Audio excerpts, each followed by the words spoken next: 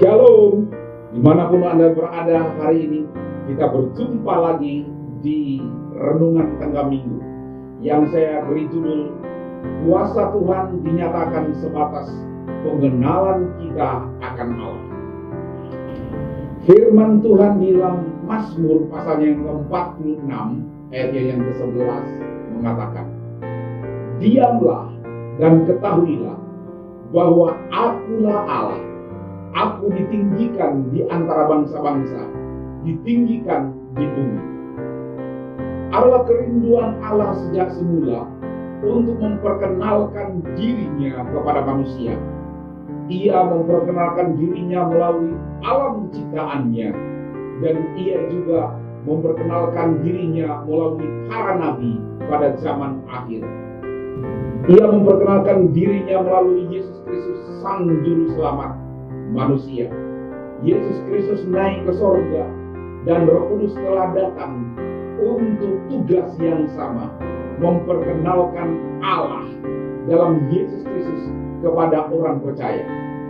Dalam Injil Matius pasalnya yang ke-16 ayat yang ke-13 sampai ayat yang ke-20, Tuhan Yesus bertanya kepada para murid-muridnya suatu pertanyaan. Kata orang, "Siapakah anak manusia itu?"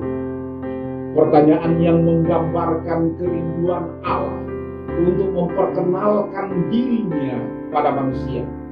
Memang manusia dengan keterbatasannya tidak dapat memahami Allah yang kuasanya tanpa batas. Namun pengenalan kita akan Allah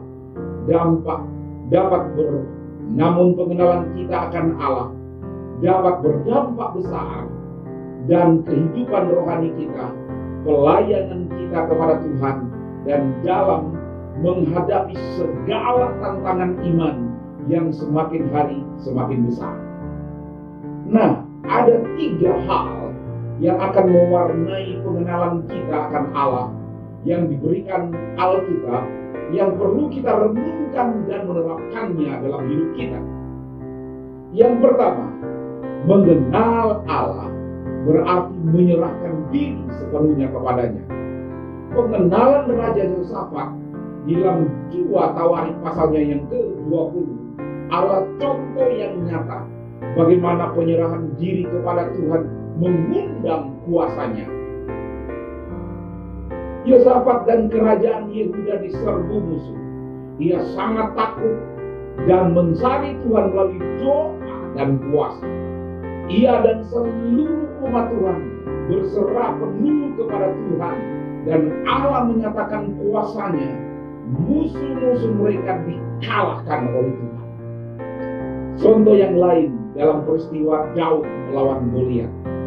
Daud berkata kepada Goliat, "Engkau mendatangi aku dengan tombak dan lebih, tetapi aku mendatangi engkau dengan nama Tuhan semesta alam, Allah segala barisan Israel yang kau tantang itu." Ungkapan yang menggambarkan penyerahan sepenuhnya kepada Allah dan kuasanya.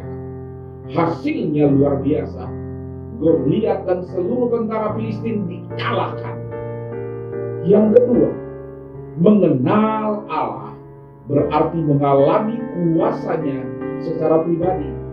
Kelahiran kembali yang diungkapkan Tuhan Yesus kepada Nikodemus di dalam Injil Yohanes pasalnya yang ke-3 ayat yang pertama sampai ayat yang ke-7 adalah pengalaman pribadi dengan Allah. Tanpa kita mengenal Tuhan secara pribadi, maka hidup beriman kita begitu kering.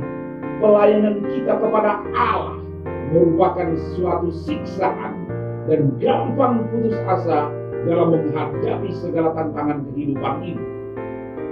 Biarlah kita berkata seperti Ayub, seperti yang tertulis di dalam Ayub pasalnya yang ke-42 ayat yang ke-5. "Hanya dari kata orang saja aku mendengar tentang engkau, tetapi sekarang mataku sendiri memandang engkau." Yang ketiga, mengenal Allah berarti menyadari kedaulatan. Kita perlu menyadari bahwa Allah dengan penuh kuasa, kita perlu menyadari bahwa Allah dengan penuh kekuasaan berkuasa penuh, bahwa segala sesuatu ada karena kehendak Allah. Hal ini menunjukkan kedaulatan Allah atau ciptaannya, dan bahwa Dia memiliki kuasa penuh atas segala sesuatu yang ada, karena Tuhan adalah Allah yang maha besar, kuat, sekaligus dahsyat. Misalnya, contoh, beberapa ayat firman Tuhan yang mengatakan bahwa Allah berdaulat, antara lain di dalam Mazmur 68 ayatnya yang kelima. Di sana dikatakan bahwa Allah berdaulat atau berkuasa atas awan dan angin. Di dalam Mazmur pasalnya yang ke-147 ayatnya yang ke-16 mengatakan, Tuhan juga berkuasa atas cuaca dan musim. Yesaya 40 ayat yang ke-26 mengatakan, Allah yang sama, Ia berkuasa atas bulan, matahari, dan bintang. Di dalam Yesaya 44 ayat yang ke-28 mengatakan juga bahwa Tuhan yang sama, Ia berkuasa dan sanggup memakai siapa saja dan melaksanakan kehendak-Nya. Itu artinya tidak ada yang tidak bisa Tuhan kerjakan, karena Dia Allah yang sanggup. Ia berkuasa dan maha kuasa. Sebagai contoh, semasa hidup di dunia ini dan di dalam pelayanan Yesus Kristus Tuhan, Ia mempraktikkan kedaulatannya atas angin dan gelombang. Dan itu dikisahkan di dalam Matius pasal yang ke-8 ayat yang ke-26.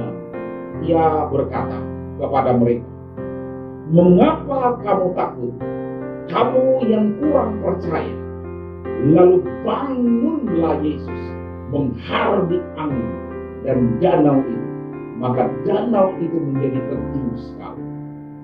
Di dalam Injil Markus pasal yang ke-11 ayat yang ke-20 ayat yang ke-21 juga mengatakan bahwa Allah berdaulat atas pohon ara. Di sana dituliskan ketika Yesus dan para muridnya meninggalkan Betania, Tuhan Yesus merasa lapar dan melihat pohon ara yang hanya berdaun tanpa berbuah. Lalu Yesus mengutuk pohon ara tersebut sehingga menjadi kering sampai ke akar-akar. Yohanes pasal yang ke-11 ayat yang ke-43 ayat yang ke-44 juga mengatakan bahwa Allah berdaulat atas kematian Lazarus. Alkitab berkata, dan berserulah Ia kepada orang yang sudah mati itu, yang kaki dan tangannya masih terikat dengan kain kapan, dan mukanya tertutup dengan kain peluh. Dan orang mati itu pun bangkit. Tidak ada yang mampu menghambat kedaulatan Tuhan, karena memang tidak ada kuasa manapun yang dapat menyamainya. Dia tetap berkuasa atas apapun. Kesimpulan saya, pengenalan akan Allah berarti kita menyerahkan diri sepenuhnya kepadanya dan menyadari bahwa Dia adalah Tuhan yang berkuasa penuh atas jagat raya alam semesta ini, beserta dengan istri.